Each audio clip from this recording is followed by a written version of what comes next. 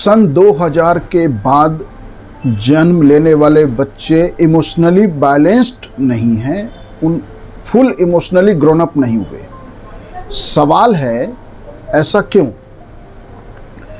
तो सन 2000 के बाद के जो बच्चे हैं वो ज़्यादातर बच्चे एकल परिवार में पले हैं, न्यूक्लियर फैमिली में पले हैं, जहां उन्होंने संयुक्त परिवार की व्यवस्था को टूटते हुए देखा है।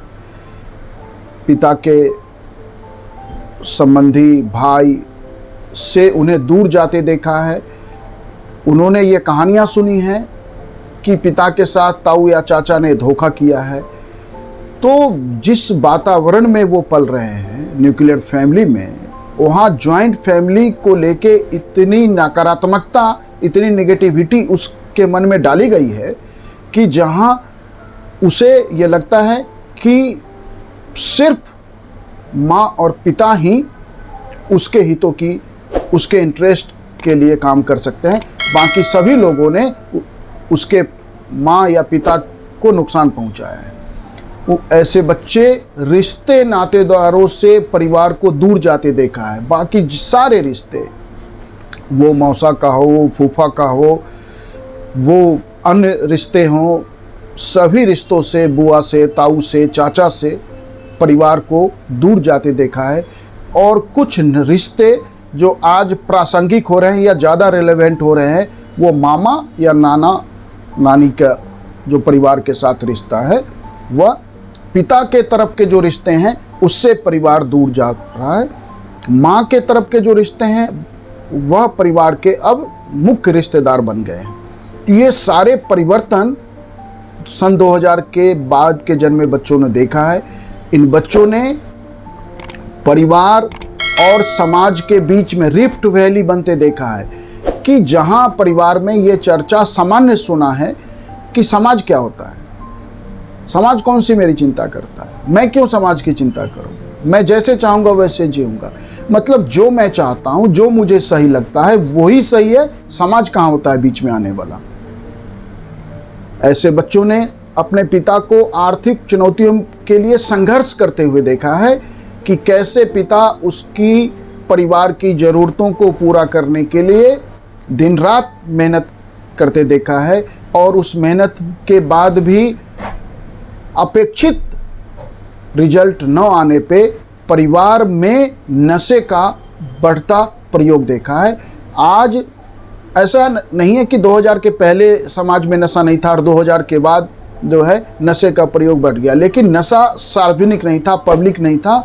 यदि परिवार का कोई सदस्य ऐसा करता था तो वह बच्चों से या घर के महिलाओं से एक जो है छुपाव रखता था कि उन तक ये बात न पहुंचे। लेकिन आज सार्वजनिक रूप से नशे का प्रयोग देखा है।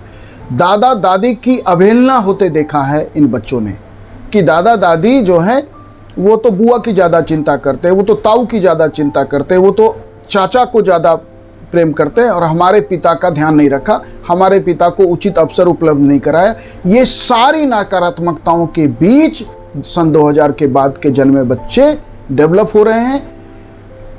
ये बच्चे अनाथालय देख रहे हैं, ये बच्चे ओल्ड एज होम देख रहे हैं, जहां दादा दादी जैसे रिश्ते नाते के लोग ओल्ड एज होम पहुंच रहे हैं, अनाथालय पहुंच रहे हैं, और पूरे साल में 1-2 बार अपने माँ बाप के साथ हॉलीडेज पे चले जाते हैं, माउंटेन्स में या किसी टूरिस्ट प्लेस पे या किसी रिलीजियस टूरिज्म में, और यही पेरेंट्स मानते हैं कि मैंने तो सब कुछ अपने बच्चों के लिए किया। ऐसे बच्चे क्या इमोशनली बैलेंस्ड हो सकते हैं? नहीं हो सकते। तो आप बच्चों की टेमिंग, ग्रूमिंग जिस माहौल में की गई है, आपने जिस माहौल में किया है, उसमें बच्चे इमोशनली इम्बैलेंस्ड रहेंगे।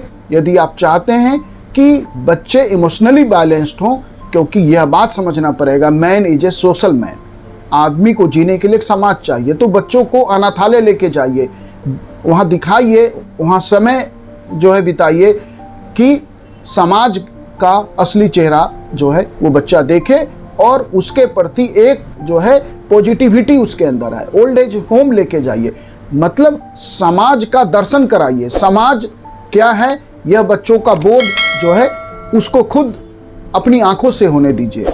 परिवार का महत्व तभी बच्चे समझेंगे, और जब परिवार का महत्व समझेंगे तो उनके अंदर इमोशनल स्ट्रेंथ आएगा।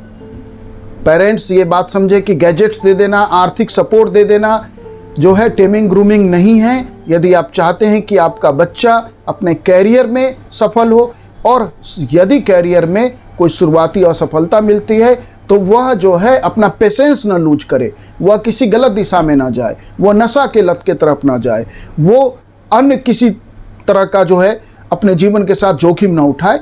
तो बच्चों को समाज का, परिवार का बोध कराइए। रिश्ते नाते के साथ जो है उसे इंटरेक्ट करने दीजिए। अनाथालय ले जाइए, ओल्ड एज होम ले जाइए, बच्चों को ग्रो होने दीजिए। क्योंकि भारत जो है इसी कारण से दुनिया की संस्कृतियों में सबसे अलग है, क्योंकि परिवार का जो बोध है, जो परिवार के बीच बॉन्डिंग है, वो भारतीय समाज का स्ट्रेंथ है। हमने उस स्ट्रेंथ को जिस तरह से छिन्न भिन्न कर दिया है या लगातार कर रहे हैं, उससे इमोशनली इम्बैलेंस्ड बच्चे आएंगे। वह बच्चा जो है फुल ग्रोन अप नहीं होगा, वह माहौल के हिसाब से व्यवहार नहीं करेगा, और किसी भी अप्रत्याशित कोई भी ऐसा रिजल्ट जो वह नहीं चाहता जैसे ही आएगा तो वह अपने जीवन में डिप्रेशन या किसी अन्य तरह की समस्याओं की तरफ चला जाएगा। बच्चों को समाज ही वो स्ट्रेंथ देता है, रिश्ते नाते ही वो स्ट्रेंथ देता है, जहां बच्चा जो है चुनौतियों के बीच, संघर्ष के बीच भी अपना पेशेंस बनाए रखता है, अपना होप बनाए रखता है, पॉजिटिविटी बनाए रखता है। Thank you.